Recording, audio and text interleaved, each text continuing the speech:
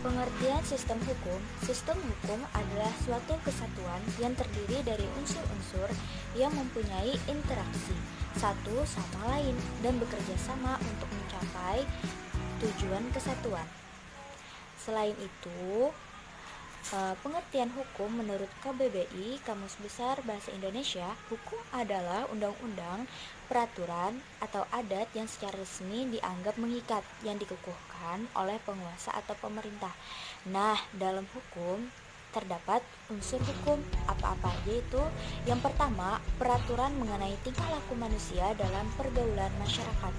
Yang kedua, peraturan ini dibuat dan ditetapkan oleh badan-badan resmi yang wajib. Yang ketiga, peraturan ini bersifat memaksa.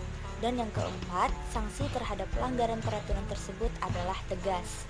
Nah, itu tadi unsur-unsur Ciri atau karakteristik hukum. Yang pertama, adanya perintah dan larangan. Yang kedua, perintah dan larangan tersebut harus dipatuhi oleh semua.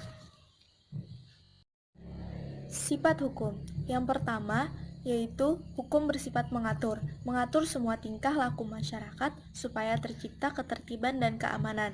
Yang kedua, yaitu hukum bersifat memaksa, artinya mempunyai kewenangan memaksa masyarakat agar patuh terhadap setiap aturan. Dan yang ketiga, hukum bersifat melindungi, artinya melindungi hak setiap warga negara yang ada di Indonesia. Tujuan hukum. Yang pertama, melindungi hak asasi setiap manusia. Yang kedua, menciptakan kesejahteraan, ketentraman, dan kenyamanan dalam kehidupan. Yang ketiga, menciptakan rasa keadilan bagi seluruh masyarakat. Yang keempat, menjadi petunjuk dalam pergaulan setiap anggota masyarakat. Yang kelima, menjaga agar tidak terjadi perbuatan main hakim sendiri dalam masyarakat. Dan yang keenam, mewujudkan sila keadilan sosial bagi seluruh rakyat Indonesia. Selanjutnya adalah penafsiran hukum. Penafsiran hukum merupakan metode penemuan hukum yang memberi penjelasan mengenai undang-undang. Secara yuridis, hakim di Indonesia memiliki hak dan kewajiban untuk melakukan penafsiran hukum. Penafsiran hukum itu sendiri terbagi menjadi beberapa, ada penafsiran gramatikal, autentik, sistematis, teologis, analogis, ekstensif, penafsiran mempertentangkan, penafsiran mempersempit, dan juga penafsiran menurut undang-undang. Lalu yang selanjutnya adalah mengenai sumber hukum. Apa sih itu sumber hukum?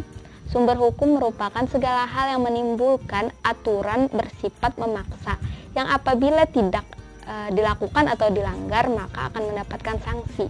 Sumber hukum ini dibagi menjadi dua, ada sumber hukum material dan juga sumber hukum formal. Sumber hukum material merupakan keyakinan individu dan pendapat umum yang menentukan isi atau materi hukum. Adapun sumber hukum formal itu sendiri atau juga bisa disebut dengan penerapan dari sumber hukum material.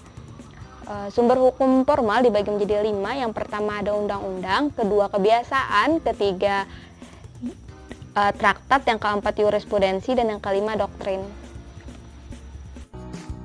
Selanjutnya penggolongan hukum. Berdasarkan bentuknya ada hukum tertulis dan hukum tidak tertulis.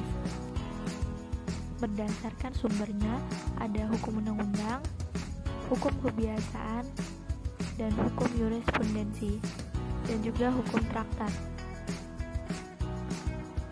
Hukum menurut tempat berlakunya ada hukum nasional, internasional, dan hukum asing. Menurut waktu berlakunya ada hukum positif, ius constitutum, dan hukum alam. Menurut isinya ada hukum publik, hukum privat. Kaidah hukum merupakan segala peraturan yang ada yang telah dibuat secara resmi oleh pemegang kekuasaan yang sifatnya mengikat setiap orang dan pemberlakuannya merupakan paksaan yang harus ditaati dan apabila telah terjadi pelanggaran akan dikenakan sanksi tertentu. Kaidah hukum juga disebut dengan sikap lahir seseorang dan menurut Subjek hukum berasal dari bahasa Belanda, yaitu res subject. Secara umum, res subject diartikan sebagai pendukung hak dan kewajiban, yaitu manusia dan badan hukum.